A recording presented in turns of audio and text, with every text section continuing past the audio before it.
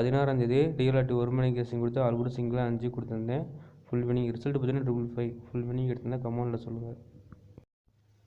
16ஆம் தேதி டிஎல்ஆர்டி 6 மணி கேசிங் கொடுத்து ஆல் போர்டுக்கு 6 பாஸாக இருக்குது. 8 மணி கேசிங் ஆல் போர்டுக்கு 0 4 கொடுத்துருக்கேன்.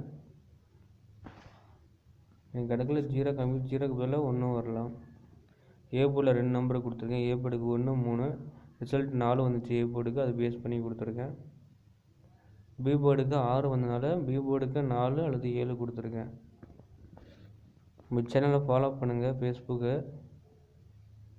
சி போர்டுக்கு 0 2 கொடுத்துருக்கேன். 1 வந்ததுனால மறக்காமல் உங்களுக்கு கெஸ்ஸிங் கமெண்டில் சொல்லுங்கள். ஃபாலோ பண்ணுங்கள், லைக் பண்ணுங்கள். லைக்கே வரல, ஃபாலோவர்ஸும் யாரும் பண்ண மாட்டேங்கிறீங்க. கேரளாட்ட சேனல் இருக்குது, ஃபேஸ்புக்கு யூடியூப் சேனல் இருக்குது, அதையும் ஃபாலோ பண்ணுங்கள். சிங்கிள் நம்பரை ஏ போர்டுக்கு 3 நம்பரும் கொடுத்துருக்கேன்.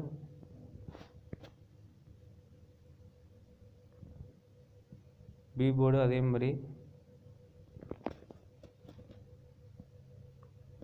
பிடிச்சதான் லைக் பண்ணுங்கள், ஃப்ரெண்ட்ஸுக்கு ஷேர் பண்ணுங்கள்.